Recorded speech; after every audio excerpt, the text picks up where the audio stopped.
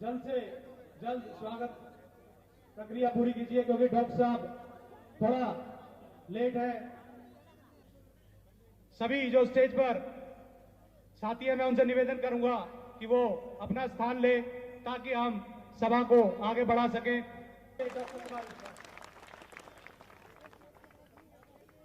क्रांतिकारी साथियों, पार्टी ने अपनी हार स्वीकार कर ली है। उन्होंने घोषणा कर दी है कि हम हार गए। लेके आए क्या उन्होंने ये बता दिया कि हमारे पास कोई नहीं है। ऐसा लग रहा था जैसे दूल्हे ने कोट सिलवा लिया, घोड़ी भाग गई।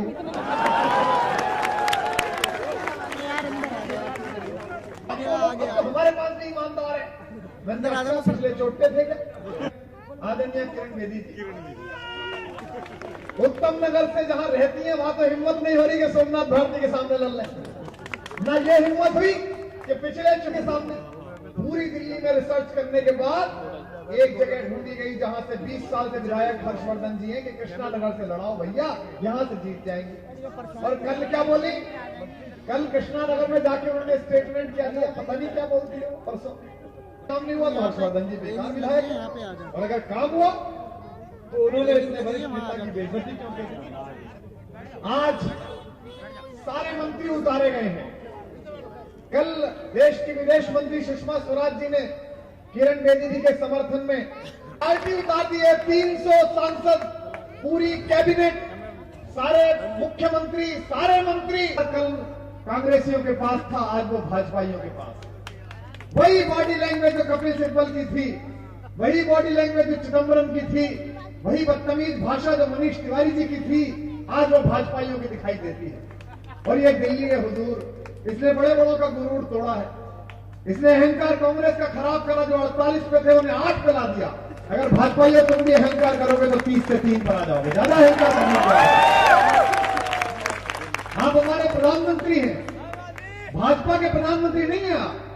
जब तक आप लड़ रहे थे बनारस से, तब तक आप भारतीय जनता पार्टी के प्रत्याशी थे। और जब आपने शपथ ले ली 31% वोट पाकर, तो हिंदुस्तान के हर आदमी के प्राइम मिनिस्टर आप हैं। आपको यह शोभा नहीं देता कि दिल्ली के लोगों की बेइज्जती करें। 26 जनवरी देश का त्योहार है। मैं तो गांव में पैदा हुआ, गांव में पढ़ा, छठी क्लास तक।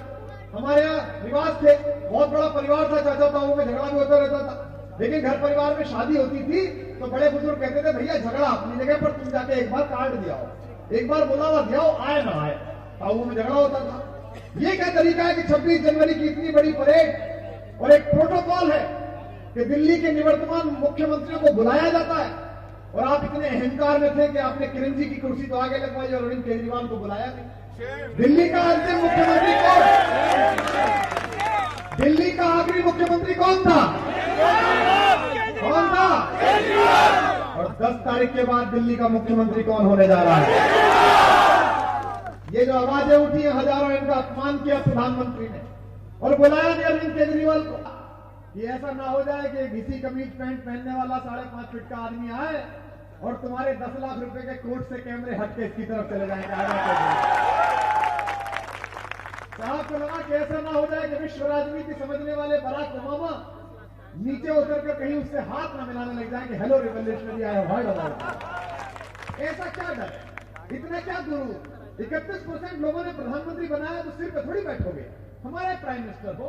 और यहाँ बुजुर्ग लोग बैठे, मैं देखता हूँ यहाँ ऐसे लोग बैठे हैं जिन्होंने 40-50 साल की राजनीति देखी है। मंच पर भी लोग बैठे हैं। अगर मैं ठीक कह रहा हूं तो इस जाड़े में भी अपने हाथ खोलना। गुरूर किसी का नहीं रहता। अरे हुजूर, आपकी बादशाह तो 7 महीने की है।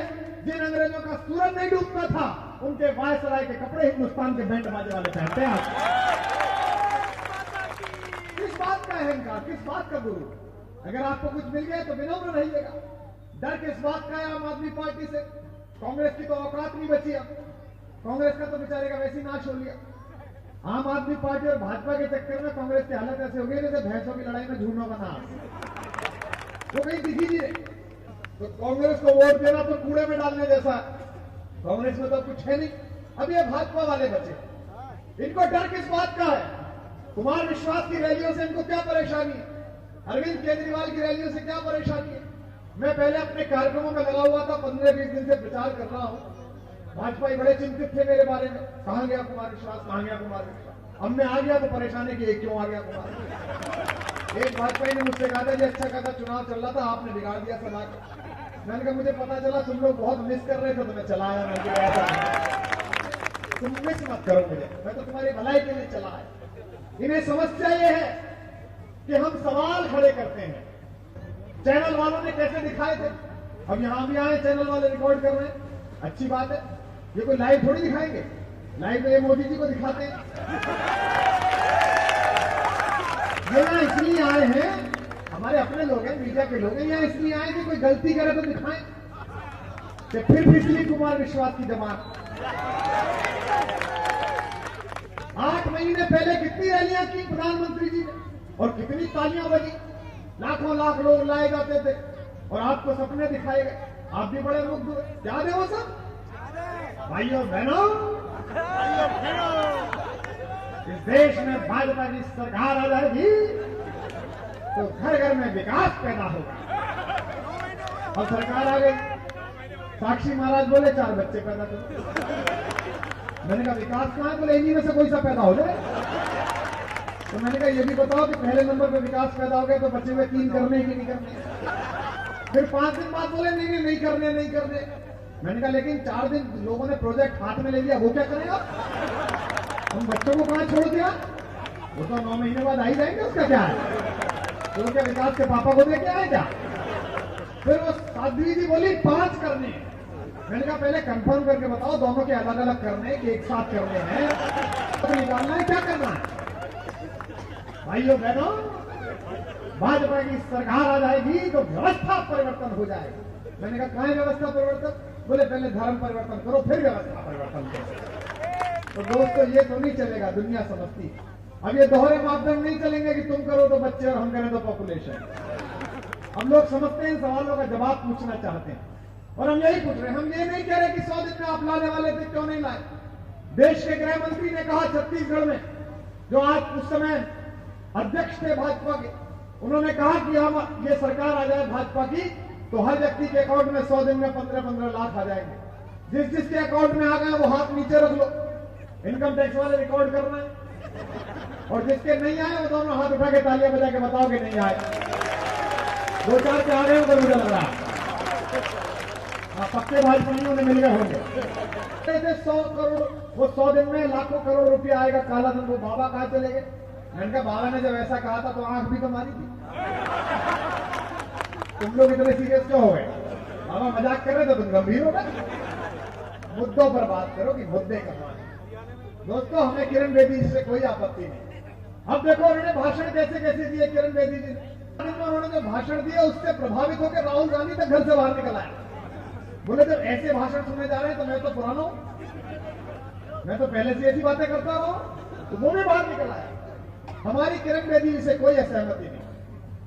यहां जो सुनने आए हैं, जो महिलाएं सुनने आई है, मैं किरण बेदी जी को आज भी उस नारे के नाम से जानता हूं जब देश में नारा लगता था देश की बेटी जैसी हो किरण बेदी जैसी हो। या तो वो किरण बेदी ठीक थी, वो सच थी जो 4 साल पहले हमारे साथ खड़ी हुई थी, या आज वाली किरण बेदी सच है, ये मेरे लिए दिमाग का प्रश्न है। बहस हमसे करती नहीं है, वो ट्विटर में ब्लॉक कर रखा है। हमने कहा बहस कर लीजिए तो कहती है इसमें टाइम खर्च होगा। अरे ये जो चैनल जाके 2-2 घंटे के इंटरव्यू कर रही है, क्या हवन हो रहा है, इसमें क्या टाइम खर्च नहीं हो रहा है। जैसे वहां कर रही हो एक बार यहां रख लो। आज भाजपा ने 5 सवाल भेजे हमारे नाम, कल 5 भेजेंगे, बोले इनका जवाब दो। मैंने कहा भाई ऐसा कोई एग्जामिनेशन देखा जिसमें पर्चा आदमी के घर के बाहर डाल जाओगे, भर के भेज देना। एक बार एग्जामिनेशन हॉल तय करो कहां देने, और छोड़ो हमारी जगह, छोड़ो टीवी चैनल। मैं यहां माध्यम से, संचार माध्यमों के माध्यम से चुनौती देता हूं भाजपा को, जगह तुम्हारी, देश तुम्हारी, इलाका तुम्हारा, भाजपा कार्यालय के बाहर रख लो। 20 छोड़ो 40 सवालों का जवाब देने आ जाएंगे। अरविंद केजरीवाल छोड़ो नहीं आ जाएंगे। लगाओ सारे कैमरे एक साथ, किसी को बिठाओ सतीश उपाध्याय को, और 20 की जगह 40 सवाल लेके आए, मैं जवाब दूंगा उसका क्या है। पिछले 3 साल से कमियां ढूंढ रहे हैं ये कमियां अरविंद केजरीवाल। 2 कमियां मिली इन भाजपाइयों को पिछले 3 साल में। हमने कहा भ्रष्टाचारी है, बोले नहीं। अपने भाई भतीजों को टेंडर दे दिए, नहीं। टिकट बेच दिए, नहीं। और कोई अपराध किया, नहीं। फिर क्या अपराध है? 2 अपराध है अरविंद केजरीवाल के। एक तो मफलर पहनता है, मैं तेरा छीन लिया क्या? दूसरा भाजपा क्या कहते हैं, अरे खांसता बहुत है। मैंने कहा तुझे इसके बेडरूम में सोना है, खांसता है तो इसके घर वालों को प्रॉब्लम होगी, दवाइयों का समस्या होगी। ये समस्या दो ढूंढ के लाए। 3 सवाल मैं करके निकलना चाहता हूं अगली रैली के लिए, और हर सवाल पर आपकी प्रत्युत्तर में चाहता हूं, आपका उत्तर चाहता हूं कि मैं ठीक कह रहा हूं या नहीं। बेबी जी ने कहा था आज से 8 महीने पहले ट्वीट करके कि जो पार्टियां अपने चंदे का हिसाब न देती हों उन पार्टियों को वोट देना देश से गद्दारी है। भारतीय जनता पार्टी अपने 3000 करोड़ के चंदे में से 2500 करोड़ के चंदे का हिसाब नहीं देती। कहती है अज्ञात स्रोतों से आ गया, पता नहीं है कौन दे गया। बताइए, काला धन लेने वाली इस पार्टी के साथ खड़ी होकर किरण जी आप गद्दारी कर रही है कि नहीं कर रही है? अवसरवादिता कर रही है? तालियां बजा के बताइए मुझे सवाल पूछना। उन्होंने कहा था दामिनी कांड के समय, जिस समय विजय चौक पर मैं और मनीष सिसोदिया लाठी खा रहे थे दिल्ली पुलिस की, उन्होंने अपने घर बैठकर एक ट्वीट किया और बलात्कार के आरोपियों को टिकट देती हूं। ऐसी पार्टियों को वोट देना इस देश की मां बहन बेटियों के साथ ये मैं नहीं कह रहा, ये उन्होंने कहा था, ये किरण बेदी जी ने कहा था। मुझे लगता है श्रीनिवासपुरी के लोग टीवी भूल गए, शायद तालियां कम आई। आपको याद नहीं है अन्ना आंदोलन के वो दृश्य, जब मैं उनके पीछे खड़ा होता था, वो आगे खड़ी होती थी। हमारी बड़ी बहन, हमने उनके जूते सीधे किए, हमने उनको गर्म पानी लाकर दिया जब उनका गला खराब हुआ। मुझे आश्चर्य होता है बदल कैसे गई। उन्होंने कहा था 8 महीने पहले कि जो सरकार सीबीआई को आजाद नहीं करती वो सरकार भ्रष्टाचार को बढ़ावा दे रही है। आपको याद है उनके भाषण अन्ना हजारे मूवमेंट के दौरान? याद है? बोलती थी वहां से सीबीआई, इंडिपेंडेंट सीबीआई, हमको इंडिपेंडेंट सीबीआई लेनी है। अन्ना जी कहते हैं हमको इंडिपेंडेंट सीबीआई से नीचे कुछ नहीं लेना है। मिल गई इंडिपेंडेंट सीबीआई। क्या मिला? गुजरात वाले बाबा जी का ठुल्ली मिल गई इंडिपेंडेंट। जो सीबीआई कल तक अमित शाह और नरेंद्र मोदी की आरोप लगाते थे कि हमारे पीछे छोड़ी गई है कांग्रेस द्वारा, वो आज अखिलेश यादव और ममता बनर्जी कहती हैं केंद्र सरकार ने हमारे पीछे छोड़ दी। ये मैं नहीं कह रहा, सुप्रीम कोर्ट कह रहा है कि सीबीआई तो पिंजड़े में बंद तोता है जो अपने मालिक के हिसाब से काम करता है। आपने खुद ने कहा किरण जी के सीबीआई को जो आजाद न करता हो वो पार्टी गद्दारी कर रही है देश से, वो भ्रष्टाचार का समर्थन कर रही है। अब बताएं किरण बेदी जी, भारतीय जनता पार्टी की सरकार सीबीआई को अपने पैर के नीचे रखकर बैठी है। ऐसी सरकार के साथ खड़े होकर आप अपने साथ गद्दारी कर रही है कि नहीं कर रही है? आप अपने साथ अब तक जिन लोगों के हाथ ना खुले हो वो अपनी तालियों से बता देना। एक पंक्ति का अंतर है, एक अरविंद केजरीवाल है जिसने रामलीला मैदान के जन लोकपाल के लिए सीएम की कुर्सी छोड़ दी, और एक किरण बेदी है जिन्होंने सीएम की कुर्सी के लालच में जन लोकपाल छोड़ दिया। आंदोलन एक पंक्ति ये लड़ाई आपकी अपनी है, आपको खुद तय करनी है कि लड़नी है कि नहीं लड़नी। भाजपा वाले कह रहे हैं घोषणा पत्र भी नहीं है। दिल्ली में कुछ तो खलबली है कि बिहार में ये कह रहे हैं कि बिना मुख्यमंत्री के लड़ेंगे। 4 राज्यों में बिना मुख्यमंत्री ससुर का फोटो देख के वोट दो। लोगों ने कहा वोट तो दे देंगे पर मुख्यमंत्री कौन बनेगा? दूल्हा कहां है? बोले नहीं ये दाढ़ी वाला ससुर लाए, इसको देख के वोट दो। लोगों ने वोट दे दी, चुनाव जीत के बोले लो खट्टर पकड़ो। अब वहां के लोग खट्टर साहब से कह रहे हैं कि बिजली कहां है? बोले वो तो ससुर कह गया, मैं क्या करूं, मुझे क्या पता। तो ऐसी बेचैनी तो है दिल्ली में। ये दिल्ली में आपको एक अरविंद केजरीवाल को सेट करने के लिए, उसे परास्त करने के लिए सारी फौज उतारनी पड़ी है। 300 सांसद उतारने पड़े हैं, सारे मंत्री उतारने पड़े हैं। देश का बजट आने वाला है, फरवरी में देश का बजट आना है। देश के वित्त मंत्री को मरने की फुर्सत नहीं होती बजट के टाइम, इतना काम करना पड़ता है। लेकिन प्रधानमंत्री जी ने और अमित शाह जी ने अरुण जेटली को कहा बजट गया भाड़ में, पहले इस केजरीवाल को टैकल कर। इसलिए अरुण जेटली जी को काम सौंपा गया, क्योंकि पता है कि अगर केजरीवाल जीत गया तो बजट कितने भी लाख करोड़ का लाओ 1 रुपया नहीं खाने देगा, तुम्हारी जान को भुगता कर देगा। इसलिए परेशान है। इन्हें पता है कि आम आदमी पार्टी वाले ये 25 पैसे की चिंगम सही, पर ये सत्ता के बालों में लिपट जाए तो मुंडन करा के बांधते हैं। और पिछली सरकार इसे जानती, अहंकार किसी का नहीं रहता। जिन्हें आंदोलन करना हो वो जंगल चले जाए, ये तो ठीक बात नहीं है साहब। आंदोलन कौन करता है? ये श्रीनिवासपुरी से लोग आए, इधर महिलाएं आई हैं, ये लड़कियां आई हैं, ये पुरुष आए, किस लिए? आंदोलन कौन करता है? 21 साल की दामनी के साथ जब बलात्कार होता है तो भीषण ठंड में लड़के लड़कियां सड़क पर आंदोलन करने आते हैं। ये आंदोलन करते हैं। और प्रधानमंत्री कह रहे हैं कि आंदोलन करना हो जंगल चले जाए। प्रधानमंत्री शायद भूल गए, जंगल कोई खराब चीज थोड़ी है। राजा दशरथ के बेटे राम जब तक अयोध्या रहे तब तक श्री राम कहलाए, और जब जंगल जाकर वापस लौटे तो मर्यादा पुरुषोत्तम भगवान राम कहलाए। जंगल तो बहुत अच्छी है, जंगल में क्या खराब है। लेकिन इतना है उनका कि आपके विरुद्ध जो आवाज मुझे आप उसे जंगल जाने के लिए कहते हैं, उसे नक्सली कहते हैं। नई दिल्ली सीट आपके पास है थोड़ी दूर, वहां अरविंद के सामने भारतीय जनता पार्टी के एक युवा नेता लड़ रही है, हमारी छोटी बहन नूपुर शर्मा। नेताजी मैं यहाँ के कुछ कार्यकर्ता हूँ जो आम आदमी पार्टी के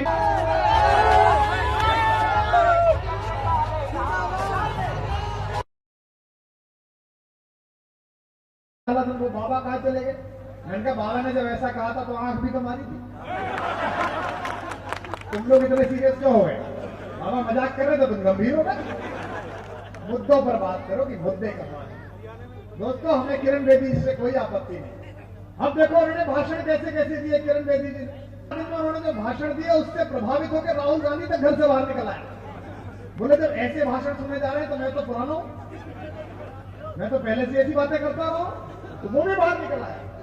हमारी किरण बेदी जी से कोई असहमति नहीं। यहां जो सुनने आए हैं, जो महिलाएं सुनने आई है, मैं किरण बेदी जी को आज भी उस नारे के नाम से जानता हूं जब देश में नारा लगता था, देश की बेटी जैसी हो किरण बेदी जैसी। या तो वो किरण बेदी ठीक थी, वो सच थी जो 4 साल पहले हमारे साथ खड़ी हुई थी, या आज वाली किरण बेदी सच है, ये मेरे लिए दिमाग का प्रश्न है। बहस हमसे करती नहीं है, वो ट्विटर में ब्लॉक कर रखा है। हमने कहा बहस कर लीजिए तो कहती नहीं इसमें टाइम खर्च होगा। अरे ये जो चैनल जाके 2-2 घंटे का इंटरव्यू कर रही है, क्या हवन हो रहा है? इसमें क्या टाइम खर्च हो रहा है? जैसे वहां कर रही हो एक बार यहाँ रख लो। आज भाजपा ने 5 सवाल भेजे हमारे नाम, कल 5 भेजेंगे, बोले इनका जवाब दो। मैंने कहा भाई ऐसा कोई एग्जामिनेशन देखा जिसमें पर्चा आदमी के घर के बाहर डाल जाओगे, भर के भेज देना। एक बार एग्जामिनेशन हॉल तय करो कहां देने, और छोड़ो हमारी जगह, छोड़ो टीवी चैनल। मैं यहां माध्यम से, संचार माध्यमों के माध्यम से चुनौती देता हूं भाजपा को, जगह तुम्हारी, डेट तुम्हारी, इलाका तुम्हारा, भाजपा कार्यालय के बाहर रख लो। 20 छोड़ो 40 सवालों का जवाब देने आ जाएंगे। अरविंद केजरीवाल छोड़ो नहीं आ जाएंगे। लगाओ सारे कैमरे एक साथ, किसी को बिठाओ सतीश उपाध्याय को, और 20 की जगह 40 सवाल लेके आए, मैं जवाब दूंगा उसका क्या। पिछले 3 साल से कमियां ढूंढ रहे हैं ये कमियां अरविंद केजरीवाल। 2 कमियां मिली इन भाजपाइयों को पिछले 3 साल में। हमने कहा भ्रष्टाचारी है, बोले नहीं। अपने भाई भतीजों को टेंडर दे दिए, नहीं। टिकट बेच दिए, नहीं। और कोई अपराध किया, नहीं। फिर क्या अपराध है? 2 अपराध है अरविंद केजरीवाल के। एक तो मफलर पहनता है, मैं तेरा छीन लिया क्या। दूसरा भाजपाई क्या कहते हैं, अरे खांसता बहुत है।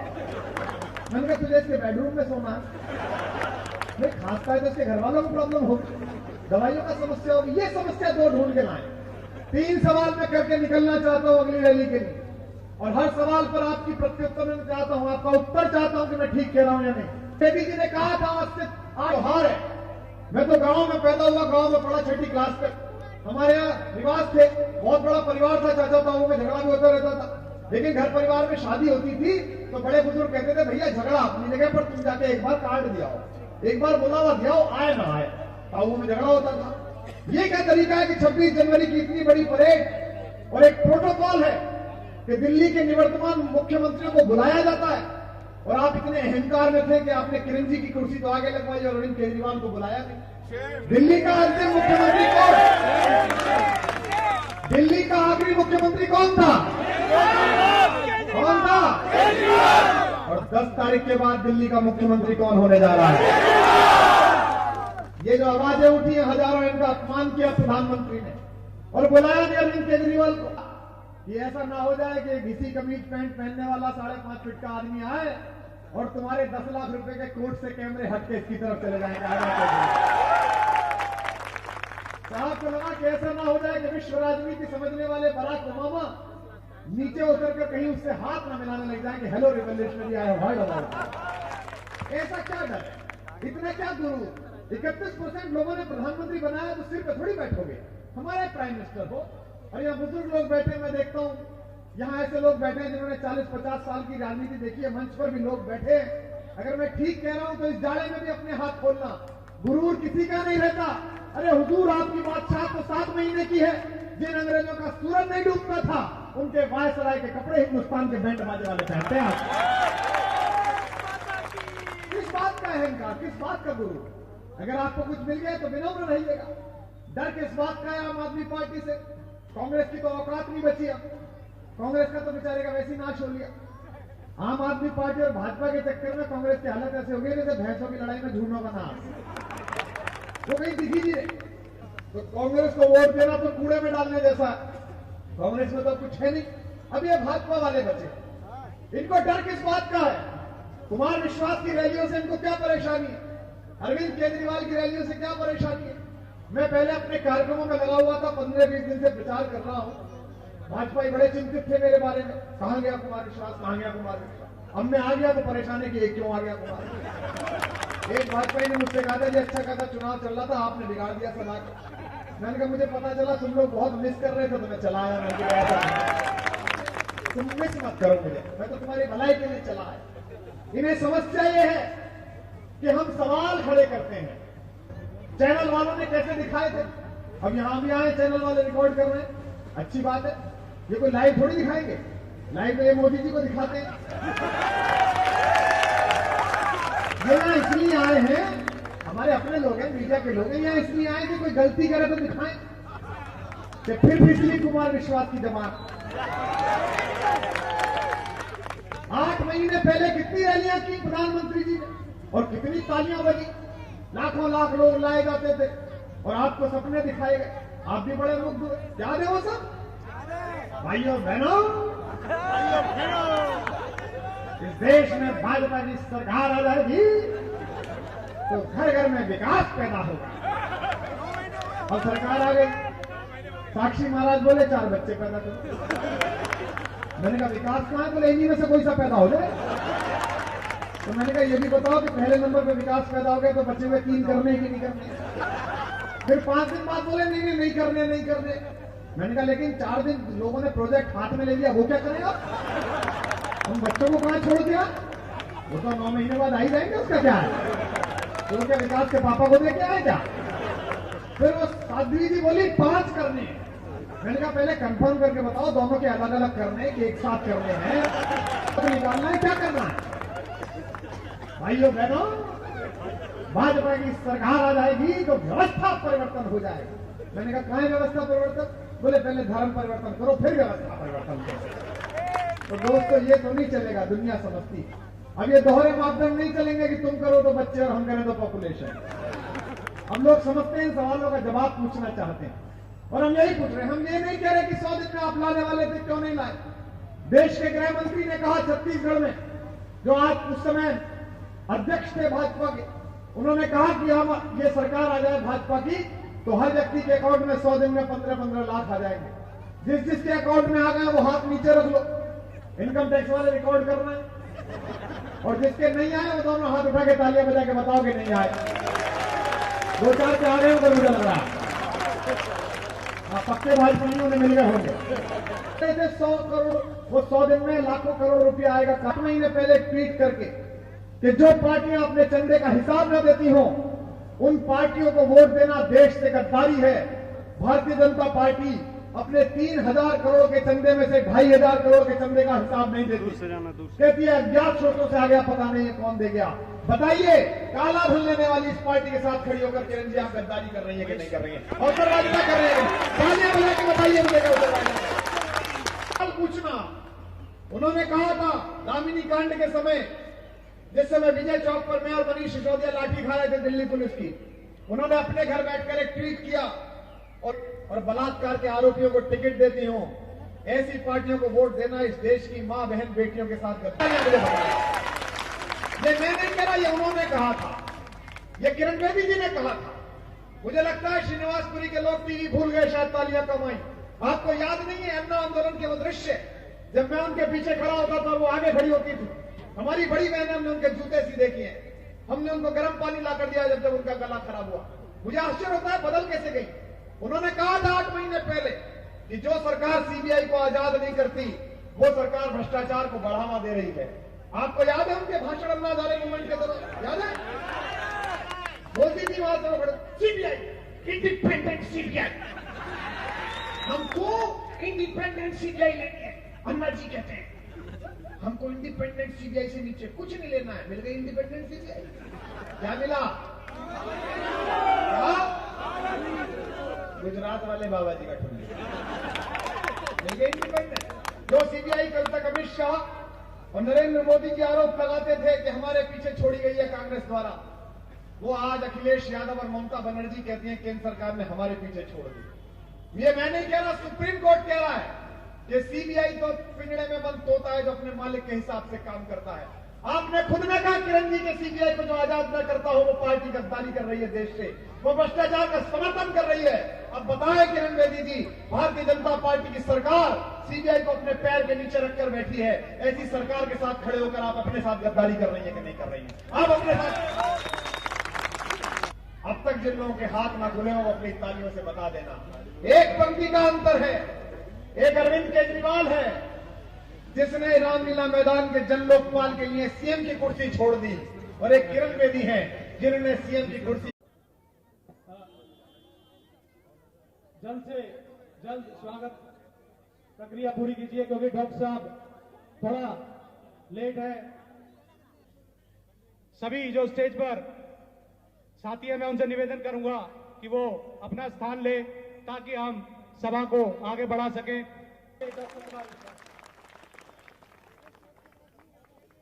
क्रांतिकारी साथियों, पार्टी ने अपनी हार स्वीकार कर ली है। उन्होंने घोषणा कर दी है कि हम हार गए।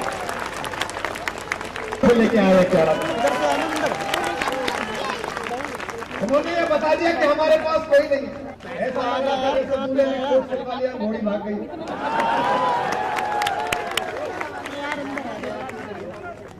तो हमारे पास नहीं ईमानदार है। पिछले चोटते थे क्या? आदरणीय किरण बेदी जी, उत्तम नगर से जहां रहती है वहां तो हिम्मत नहीं हो रही कि सोमनाथ भारती के सामने लड़ लें।